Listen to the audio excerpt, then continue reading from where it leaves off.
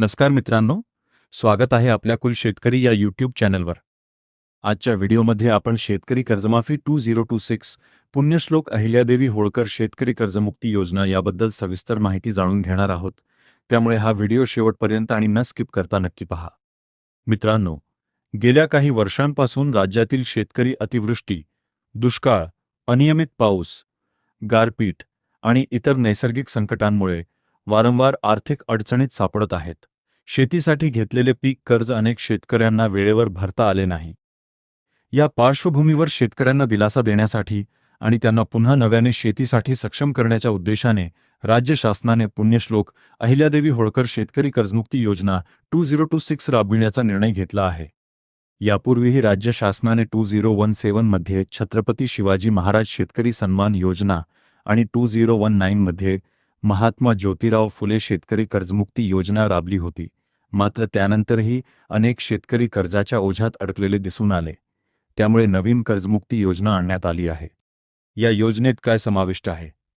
1 April 2019 ते 31 मार्च 2025 या कालावधीत घेतलेली थकीत अल्पमुदतीची पीक कर्जे. 2 पुनर्गठन किंवा फेर पुनर्गठन करून मध्यम मुदतीत रूपांतरित केलेली पीक कर्जे. 2 लाख रुपयांपेक्षा जास्त कर्ज असणाऱ्या शेतकऱ्यांनाही ठराविक अटीनुसार लाभ मिळू शकतो. यासोबतच ज्या शेतकऱ्यांनी वेळेत पीक कर्जाची परतफेड केली आहे अशा नियमित कर्जदारांना 50,000 रुपयांपर्यंत प्रोत्साहनपर लाभ देण्याची तरतूद करण्यात आली आहे. यासाठी 2022, 23, 2023, 24 आणि 2024, 25 या 3 वर्षांपैकी कोणत्याही 2 वर्षांत पीक कर्जाची मुदतीत परतफेड केलेली असणे आवश्यक आहे.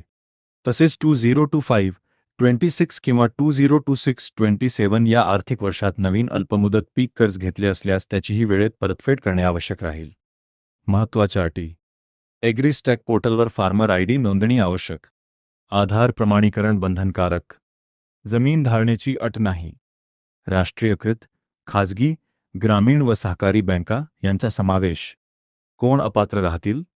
विद्यमान माजी मंत्री, आमदार, खासदार, सरकारी अधिकारी व कर्मचारी निर्धारित अटीनुसार.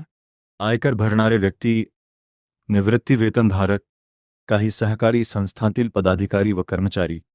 ही योजना टप्प्याटप्प्याने आणि पूर्णपणे ऑनलाईन पद्धतीने राबवली जाणार असल्याचे सांगण्यात आले आहे. पात्र लाभार्थ्यांची यादी प्रसिद्ध करून आधार पडताळणीनंतर लाभाची प्रक्रिया पूर्ण केली जाईल. मित्रांनो, ही माहिती तुम्हाला कशी वाटली ते कमेंट बॉक्समध्ये नक्की सांगा. व्हिडिओ आवडला असेल तर लाईक, शेअर आणि चॅनल सबस्क्राईब करायला विसरू नका. धन्यवाद.